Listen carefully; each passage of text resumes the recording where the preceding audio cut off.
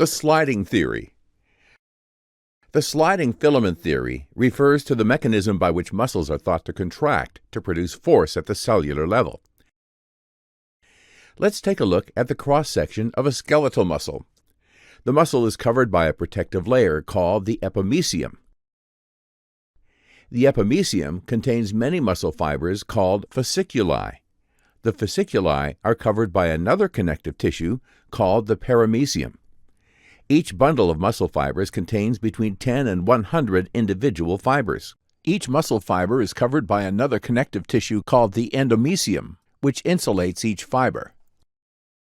The muscle fiber contains hundreds to thousands of myofibrils, and those myofibrils are made of many sarcomeres. The sliding filament theory explains the mechanism of muscle contraction based on muscle proteins that slide past each other to generate movement inside the sarcomere. The sarcomere consists of a few main segments. A band contains the whole thick filament, myosin.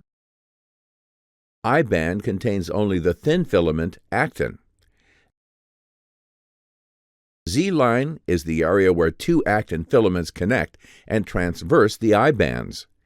M-line contains the protein called myosin and marks the sarcomere's center.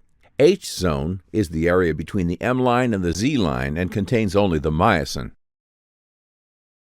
During muscle contraction, the sarcomere is shortened. This happens due to the sliding of the thin filament, actin, over the head of the thick filament, myosin. This is called myosin-actin cycling.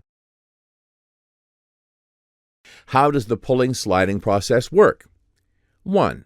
When a nerve signal reaches the muscle cell, calcium is released and causes a change in the tropomyosin molecule, which shifts in position to expose the binding sites of the actin proteins.